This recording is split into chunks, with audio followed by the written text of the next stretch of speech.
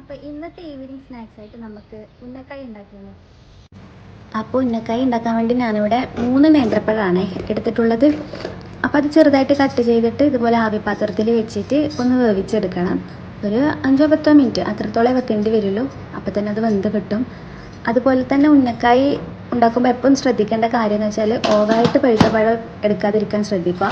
അതായത് ഒരു medium size അധികം ഞങ്ങാത്ത പഴം ഉണ്ടാവില്ലേ, അതെടുക്കുന്നതായിരിക്കും കൂടുതൽ നല്ലത്.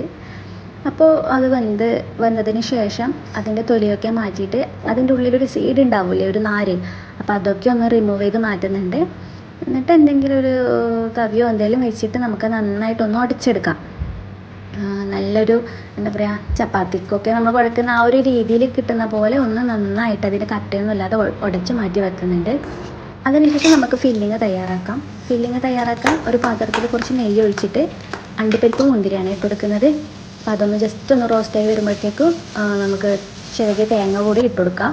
അതിലേക്ക് 1 സ്പൂൺ ഏലക്ക പൊടിച്ചതും അതുപോലെ മധുരത്തിന് ആവശ്യത്തിനുള്ള പഞ്ചസാരയും കൂടി ചേർത്ത് ഒന്ന് മിക്സ് ചെയ്താൽ നമ്മുടെ ഫില്ലിങ് റെഡിയായി കിട്ടി. അതിനുശേഷം നമുക്ക് ഉന്നക്കായ ഉണ്ടാക്കാൻ തുടങ്ങാം. അപ്പോൾ കയ്യിൽ കുറച്ച് നെയ്യെങ്ങാനും തടിയാൽ നല്ലതായിരിക്കും. അപ്പോൾ ഇതുപോലെ ഒരു ഷേപ്പാക്കിയിട്ട് നമ്മുടെ ഫില്ലിങ്ങും അതിൽ വെച്ച് കൊടുത്തിട്ട് അതിനെ ക്ലോസ് ചെയ്ത് ഇങ്ങനെ ഒരു ഷേപ്പാക്കുക.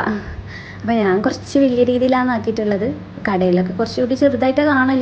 ഇപ്പോൾ നമ്മളിഷ്ടത്തിന് ഷേപ്പൊക്കെ അനുസരിച്ച് ഉണ്ടാക്കാം. ഞാനൊരു ഇച്ചിരി വലുതായിട്ടാണ് ഉണ്ടാക്കിയത്. അപ്പോൾ മൊത്തത്തിലായതിന് ശേഷം നമുക്ക് എണ്ണ ചൂടാക്കുമ്പോൾ എണ്ണയിലിട്ടിട്ട് അത് ഫ്രൈ ചെയ്തെടുക്കാം.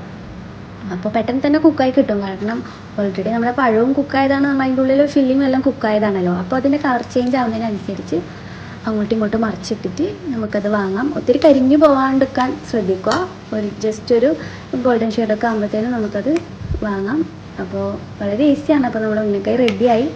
അപ്പോൾ കടയിൽ നിന്നൊക്കെ കിട്ടുമ്പോൾ കുറച്ചുകൂടി ചെറുതായിരിക്കും അല്ലേ, കൂടുതലും നോമ്പ് കാലത്തൊക്കെ ആയിരിക്കുമല്ലോ എല്ലാവരും വീട്ടിൽ ഇതൊക്കെ ഉണ്ടാക്കുക. അപ്പോൾ വളരെ സിമ്പിളാണ്, ഹെൽത്തിയുമാണ്.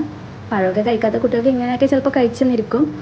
അപ്പോൾ ഇഷ്ടപ്പെട്ടാൽ നിങ്ങൾ ട്രൈ ചെയ്ത് നോക്കുക. വീഡിയോ ഇഷ്ടപ്പെട്ടാൽ എൻ്റെ ചാനലും കൂടി ഒന്ന് സബ്സ്ക്രൈബ് ചെയ്ത് സപ്പോർട്ട് ചെയ്യുക. Okay, by.